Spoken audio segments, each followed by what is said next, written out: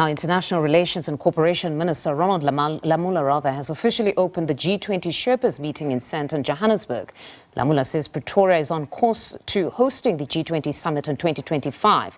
Khayelihle Khumalo joins us with the very latest. Good afternoon, Khayelihle. A very important meeting today. Just share with us a little bit more on that address, just on South Africa's priorities ahead of the G20 Summit.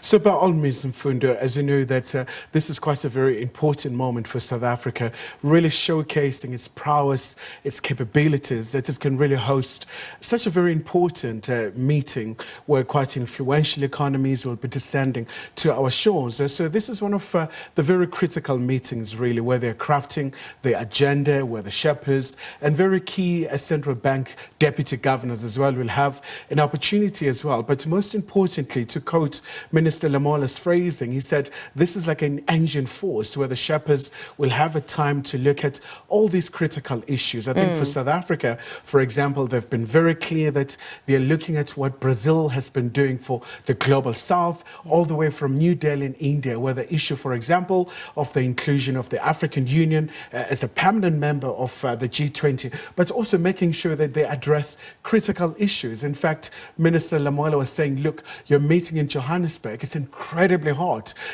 attributing it also to climate change. Of course. Very much so. So one of the critical issues that South Africa will be highlighting, but issues around the reforms of the global institutions, whether you're looking at the United Nations Security Council, but also during the course of the sessions, we're expecting the UN boss, Antonio Guterres, as well, to address the delegates in Sandton. You touch extensively on the Sherpas. Last week, we heard from Clayson Monyela at the unveiling of the G20 logo that the Sherpas' role is a very difficult one. And often everything they do is behind the scenes. Our DG, Zane Dango, for International Relations, is the Sherpa. He's got, of course, the assistance of the Sue Sherpas. Just talk to us about their very important role. An absolutely important role in Mfundo, especially because there's a lot of consensus making that happens behind the scenes, because it's an array of issues that they really explore. But what is important is that they must find each other, the common grounds, especially with the geopolitical issues really that are fairly dominant. In fact, Minister Lamola was saying that it's quite important to really address all these issues so that they can eradicate poverty, but also focusing on the social issues, but also bring the inclusion, for example, the township economies, the creative industry and many other sectors. So try to be as inclusive as possible. I mean, you look at the Brazilian experience where the favelas were part and parcel of the program. I think for South Africa, the issue of the township economy is very fundamental in terms of really bringing all these issues to the fore. Now, this address takes place at a time when a lot is happening in the world globally. Specifically, when we look at what has happened in Syria with the ousting of Bashar al-Assad. Did Minister Lamola have anything to say about the ousting?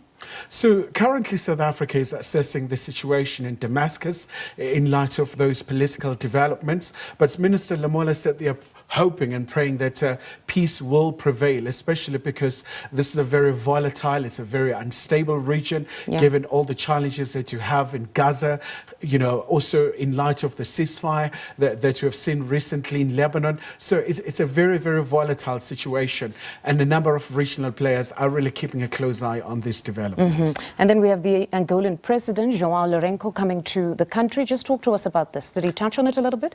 Well, very much so. Very important time for South Africa and Angola. As you know, that these are very key economies in Southern Africa. The other one is an oil-rich nation, but also still coming to terms with its challenges, where Angola is trying to diversify its economy.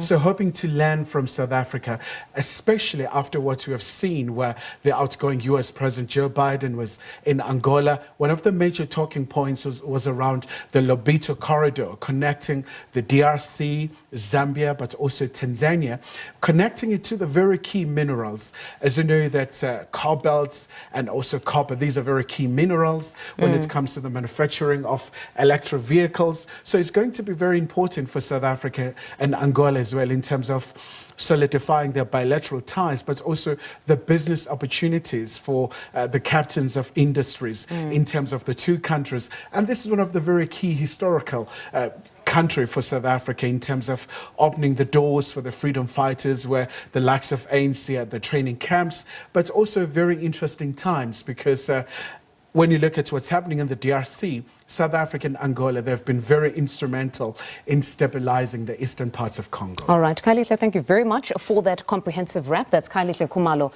SABC news reporter, speaking to us now post that address by Minister Lamola on the G20 summit.